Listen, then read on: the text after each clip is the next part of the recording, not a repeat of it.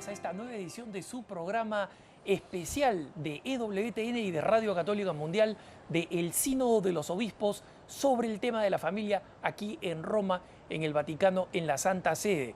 Estoy con mi compañero y hermano Enrique Elías Dupuy en una tarde un poco calurosa para ser otoño, Enrique. Sí, parece que el niño está alcanzando Roma.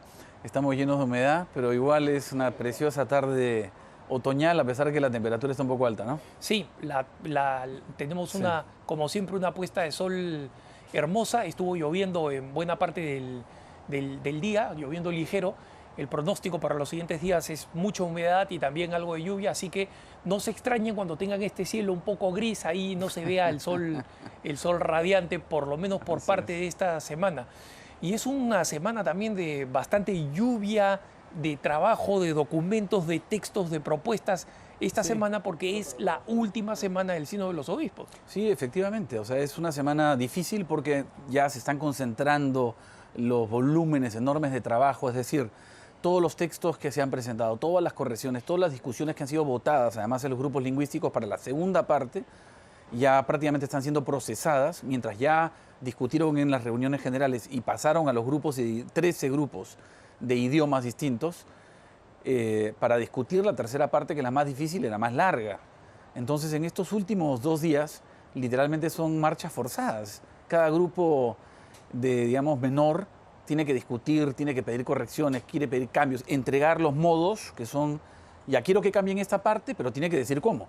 Entonces, claro, entrega su modo. Todos esos modos se concentran en cada grupo de idioma y se sintetiza y finalmente se vota. 13 grupos haciendo lo mismo. Entonces, la gente de la Comisión Central de Redacción va a tener una semana muy complicada. Bueno, esta es una de esas ocasiones en que, una de las pocas ocasiones en que a los católicos no nos dejan solo quejarnos, ¿no?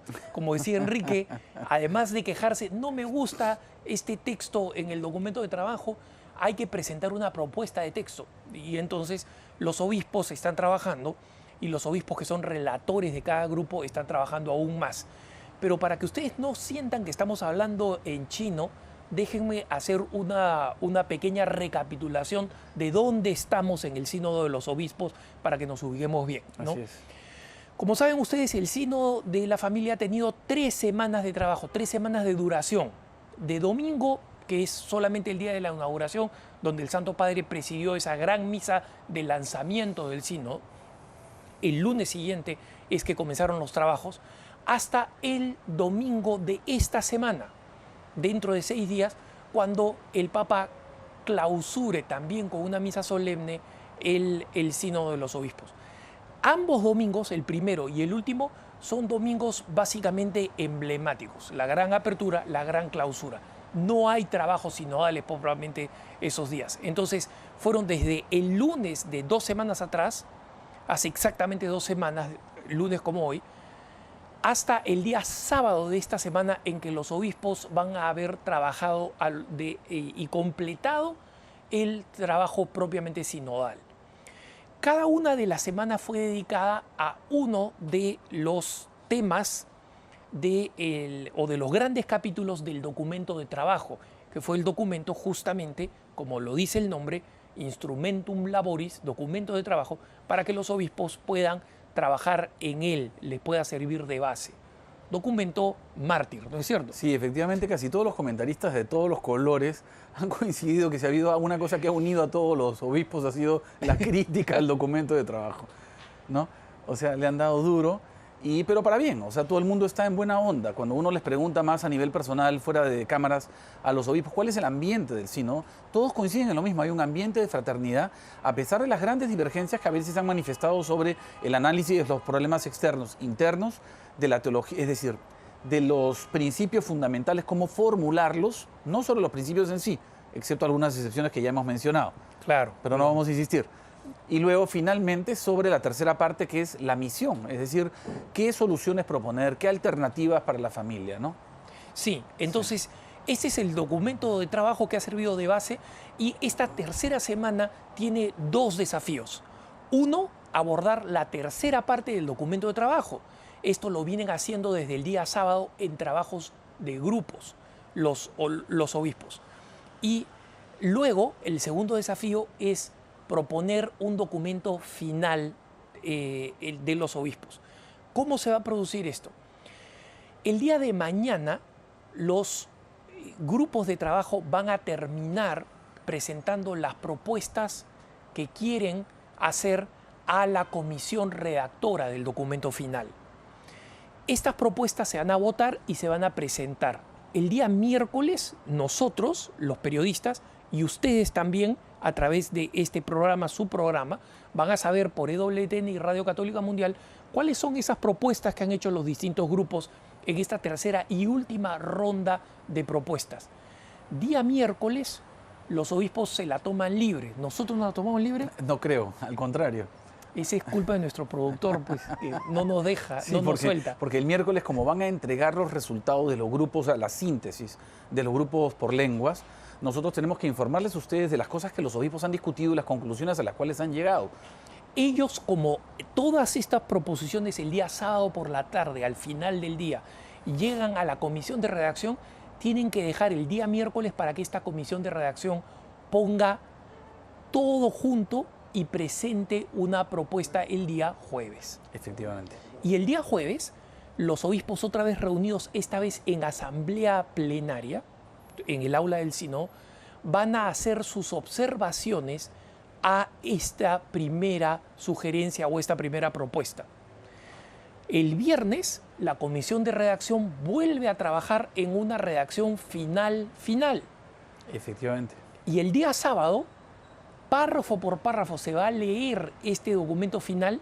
Durante la mañana. Durante la mañana. ¿Y en la tarde del Y en sábado? la tarde votan párrafo por párrafo. Ok, en la mañana escuchan. En la mañana escuchan. En la tarde votan. En la tarde votan.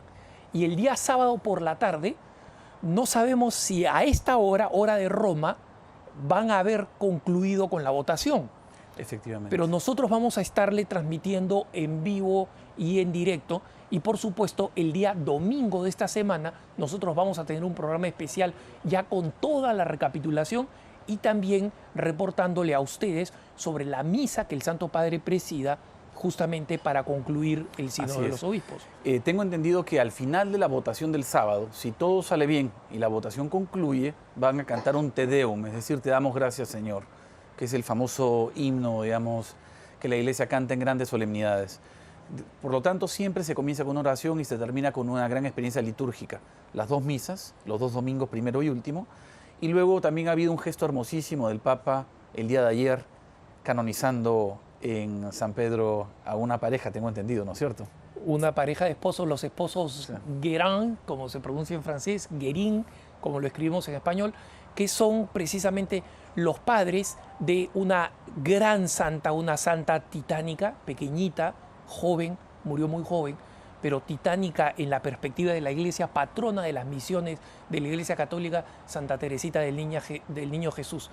Unos padres santos que vivieron una vida santa, que suscitaron varias vocaciones en el seno de su familia y cuya otra hija, Celine, la hermana mayor de Santa Teresa, tiene también un proceso de beatificación abierto. En Qué consecuencia, impresionante. podemos tener una familia multisanta. Ya por lo pronto papá y mamá son... Lo importante de esta canonización, Enrique, es que es la primera en la que se canonizan a los esposos juntos, como pareja de esposos. Han habido otros esposos santos como San Isidro Labrador y su esposa, por ejemplo, que son santos como pareja de esposos, pero no fueron canonizados juntos. Estos, en cambio, los Guérin han sido canonizados juntos y se convierten así en los inicios del siglo XXI un verdadero lente, un gran mirador de lo que se aspira a que sea lo que la Iglesia aspira a que sea la familia en el futuro. Sí, ¿no? aparte nos hace entender cómo ve el Papa Francisco el tema de los signos de los tiempos, es decir, muchos padres sinodales criticaron que el documento era demasiado negativo, es decir, hablaba de montones de problemas, pero le faltaba acentuar las raíces bíblicas del argumento, o sea, hablar más de la Escritura, y dos, hablar más positivamente, o sea, mostrar más intensamente la belleza de los matrimonios católicos bien vividos. Entonces, yo creo que el Papa ha hecho un signo poderosísimo, y es decir, en medio, al segundo tercio de la reflexión, ha puesto ante los ojos del mundo entero una canonización y ante todos los padres sinodales para que de alguna manera brille, deslumbre la belleza de la santidad de esta pareja y de toda esta familia linda, para que nosotros no solamente tengamos fe, sino que tengamos esperanza en que a pesar de nuestros problemas contemporáneos, ese ideal de santidad familiar todavía se puede vivir. Es vivible, efectivamente.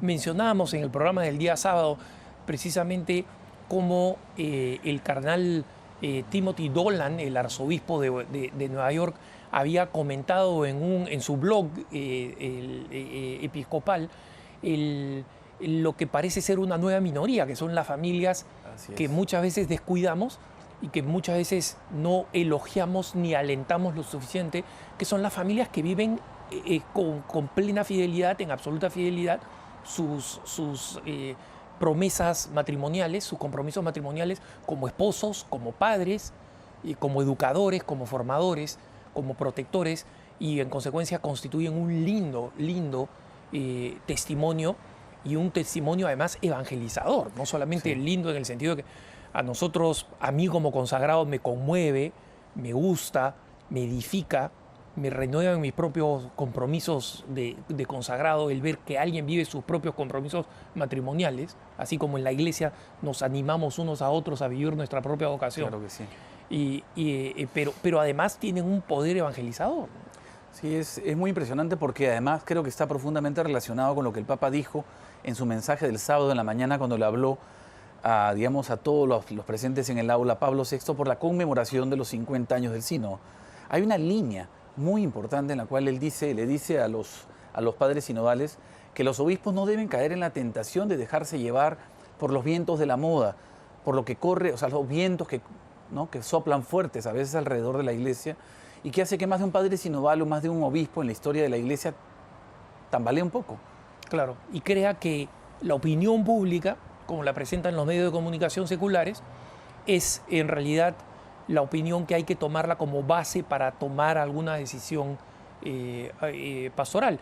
Hoy día el arzobispo de Brisbane, Australia, decía algo muy claro, ¿no? Decía, los obispos para dar respuestas pastorales tienen que tener un gran sentido de la realidad.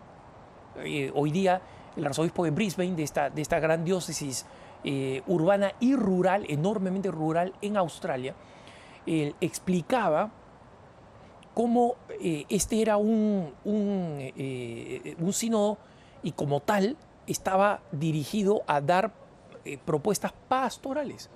Es decir, distinguiéndolo de que no iba a haber ningún cambio en la doctrina y no correspondía, y como se estaba trabajando en los grupos, no apuntaban a ningún cambio, ninguna pretensión de cambio en la doctrina. Pero sí explicaba que pastoral significa que los pastores tienen que tener en cuenta la realidad, es decir, los desafíos que encuentran en la realidad. Pero esos desafíos que encuentran en la realidad tienen que encontrar de parte de los pastores una respuesta evangélica, no una respuesta sociológica. Es totalmente correcto. Además, es importante que no hemos insistido en este tema durante los programas, pero la prensa no católica, hablada y escrita, ha tratado de presentar en general el procedimiento del sínodo como una situación de conflicto. Es decir, donde han estado literalmente peleándose para ver si finalmente la Iglesia Católica se convierte en lo que el mundo considera que debe de ser. Alguien que aprueba probablemente que el matrimonio no es indisoluble, que la comunión, bueno, hay que dársela a todos porque hay que ser buenas gentes, y que finalmente, imagino que querrían que hasta aprobamos el aborto, el homicidio de las criaturas en el seno de la mamá. Y no ha sido así absolutamente, es exactamente lo que tú has mencionado previamente, es decir, es un sínodo pastoral, en donde más bien lo que les preocupa es, con la certeza de la doctrina, cómo lograr un mejor modo de evangelizar el mundo contemporáneo que sea, como dijo el Papa en Filadelfia, la realidad del mundo de hoy, de las familias y del mundo social, se ha ido separando de lo que una época, la vida natural, la vida social, era más afín al mensaje cristiano, por lo menos en los países de tradición católica. Hoy en día no es así. Y por tanto es mucho más difícil que el mensaje católico sea comprensible. Por ejemplo, específicamente en el tema del matrimonio, que un hombre y una mujer realmente crean que pueden unirse en santo matrimonio, abiertos a la vida hasta la muerte, le resulta al mundo contemporáneo algo casi inaceptable. Efectivamente. De todas maneras, así como, criticamos criticas a Enrique con razón, esta visión de la prensa secular de ver conflicto, o de tratar de encontrar el conflicto, o de inventarlo donde no lo hay para presentar siempre algo polarizado. Aparentemente los lectores o los consumidores de medios de comunicación, si no hay pelea, no nos interesa la información, ¿no? Y esto lleva un poco a este tipo de opinión y de perspectiva. Pero el tema del matrimonio es el tema que ha sido el fundamental aquí. El tema de los esposos como padres, madres, que tienen que responder a los desafíos con los cuales se encuentran. Y este tema se ha discutido, se ha debatido vigorosamente, y como decía el patriarca de Jerusalén de los latinos, el patriarca Fuatual, él mismo señalaba que no podemos dudar de que van a haber distintas aproximaciones sobre el matrimonio, sobre la pastoral del matrimonio, la atención a los esposos desde la juventud, desde el momento de su matrimonio, desde el momento de la proclamación de sus votos matrimoniales, hasta el momento en que pasan a ser abuelos, bisabuelos, etc. ¿Cómo la iglesia debe atenderlos sabiendo que hay personas que vienen de distintas partes del mundo? Así es. A mí me gustaría de todas maneras, Enrique, hacer una pequeña observación, si me permites, sobre el papel de alguna prensa católica, o por lo menos que se llama católica. Recuerden, hermanos, que católico, católicos en griego significa universal. Es decir, nosotros estamos atentos a lo que pasa en la iglesia universal, en la única iglesia. En la iglesia bajo la cabeza de Pedro, guiada por el Espíritu Santo, que el mismo Cristo preside a través de su vicario en la tierra.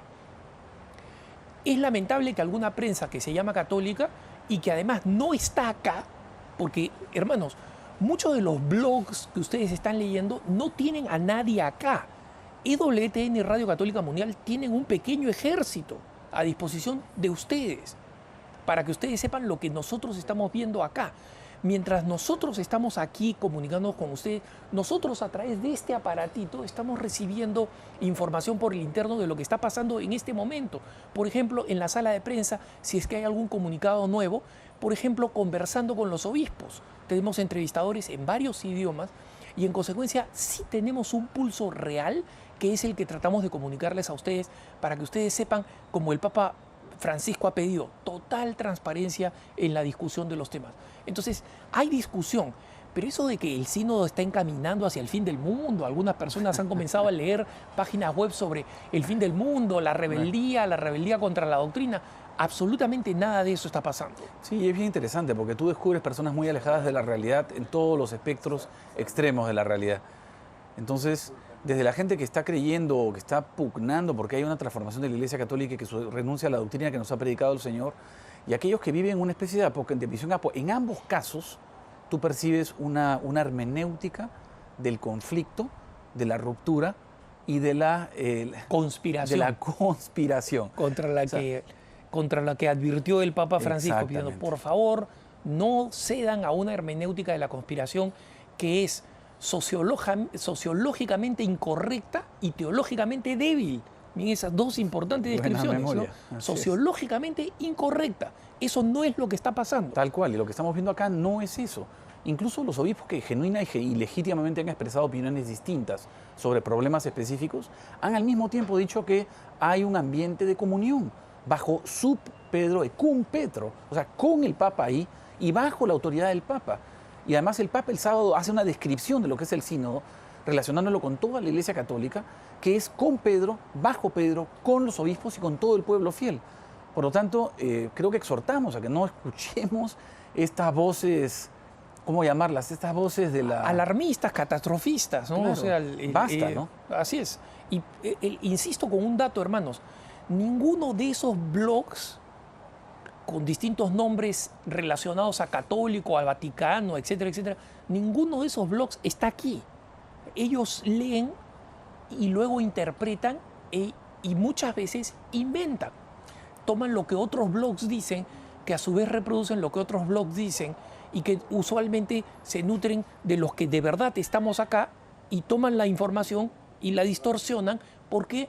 Porque les parece que le falta, pues, picante, que le falta sazón, que le falta sabor, ¿no? Ejemplo, ¿vamos a poner un ejemplo? Sí, nos enteramos, adelante. Hoy día nos llega la información a través de un amigo que había leído un blog norteamericano de un cierto tipo y que había dicho que el Papa se había pegado una molestada feroz y que había tenido lo que se dice en italiano un malore, o sea, una especie de... Un síncope. Un síncope, un Así es. patatús. Un patatús. Que lo lleva a la clínica, ¿no? Por este feroz estado de ánimo.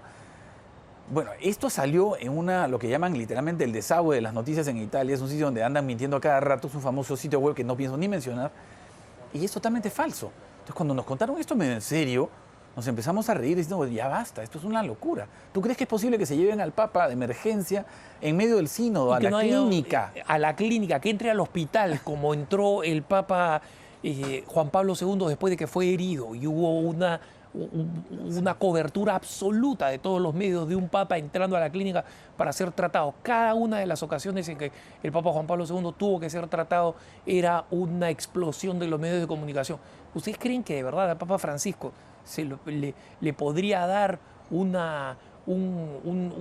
ataque pues, de frustración que devenga en un problema físico y que lo terminen llevando al hospital y que solamente lo sepa un blog que no tiene a nadie acá?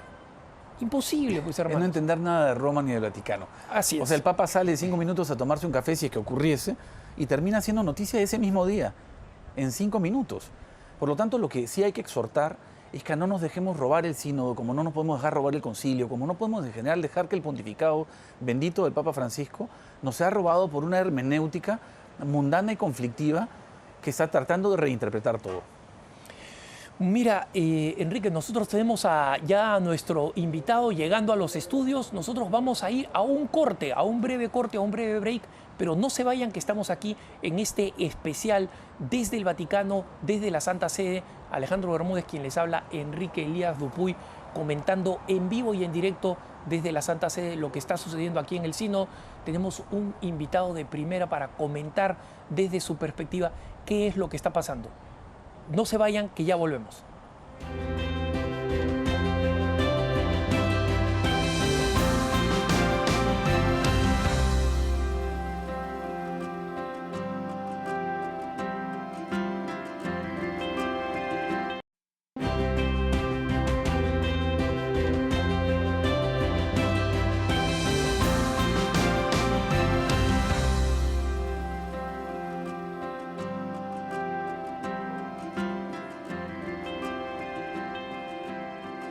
Estamos de vuelta con su programa especial desde el Vaticano, desde la Santa Sede, y tenemos ahora en el estudio al profesor Rocco Buttiglione. El profesor Buttiglione tiene una presentación larguísima, pero como nos queda poco tiempo en el programa, vamos a hacerla corta. Él es un importante intelectual político que fue muy cercano al Papa Juan Pablo II, lo conoció desde que era obispo allí en Polonia, cuando era un obispo en Polonia, y acompañó ese pontificado desde entonces. Ha sido un conocedor de la vida del pontificado y de la vida de la Iglesia, y es padre de familia, abuelo, y 11 veces. 11 veces. Y por tanto, alguien con una capacidad enorme para poder ayudarnos a entender cuál es la importancia de este sínodo, profesor Buttiglione. Y después de un sínodo como el que presidió el Papa Juan Pablo II y de una exhortación como la Familiaris Consortio, ¿cuál es la razón por la cual estamos en otro sínodo y es necesario un nuevo documento? Porque la verdad es una, pero los caminos hacia la verdad son muchos. Y cada generación, cada nación, cada continente tiene su camino. Los caminos diferentes se ayudan uno a otro y el uno puede iluminar a otro, pero son distintos. Y así tenemos que encontrar nuestro camino de hombres de hoy, en un mundo que es muy diferente del mundo del tiempo de la Familiaris Consortio, aunque el hombre sea siempre el mismo. Por eso necesitamos volver a reflexionar sobre la situación de la familia. Rocco, cuando tú ves la diferencia entre los días de la Familiaris Consortio y los días de hoy, ¿cuáles crees que son los temas que desde tu experiencia, no solo como pensador, sino también como padre de familia, como miembro de una familia, los desafíos que se enfrentan hoy que deberían tenerse en cuenta a diferencia de los días y de los tiempos de la Familiaris Consortio? Mira, la iglesia se globalizó. La iglesia africana creció muchísimo. La iglesia asiática aún más. La Iglesia en América Latina ha tenido un grande camino de cambio y de profundización, desde Puebla hacia Aparecida. Y en Europa, por lo contrario, se profundizó la crisis de la Iglesia. Y por eso encontramos una situación que es muy diferente. Algunas verdades que parecían ser naturales, evidentes, inmediatas en Europa hasta hace poco, aún no lo son más. Hay que encontrar nuevamente la capacidad de explicar qué significa ser un varón, qué significa ser una mujer, ser madre, ser padre, ser hijo. Y si no se entiende eso, se pierde el comienzo de la sabiduría humana, porque el hombre es un hecho libre, pero hecho para la comunión. Y la experiencia de la comunión, en primer lugar, es en la familia. Jesús nos dice que en Él somos una cosa sola, pero esta verdad se hace concreta, la comunión se hace comunidad para la gran mayoría de la gente, no para todos. Hay los religiosos, pero para la gran mayoría de la gente, para nosotros, la comunión se hace concreta, en primer lugar, en la vida de la familia. Y eso significa aprender qué significado tiene la sexualidad humana y cómo junta a la gente y cómo crea comunidad. Por lo contrario, hoy la sexualidad humana no es educada y se vuelve contra la comunidad. Es un factor que no crea comunidad muchas veces, sino destruye y los hombres se quedan solos. Es fascinante porque el Papa en Filadelfia dijo que la naturaleza humana tiene derecho a existir. Claro. Entonces, aparentemente tenemos un nuevo escenario que necesita un nuevo periodo pedagógico de parte de la Iglesia. ¿Por dónde comenzarías tú, Rocco? ¿Por dónde crees que la cultura de hoy tiene... ¿Por dónde entrar el Evangelio? En primer lugar, yo creo, es el hecho de la presencia en la historia de los santos. ¿Cómo podemos encontrar a Jesucristo? No podemos ser hombres de la Palestina hace 2000 años, pero hay hombres que en su vida, en su testimonio, no se acercan a Cristo. Hay que encontrar a estos hombres, hay que ser fieles a estos hombres.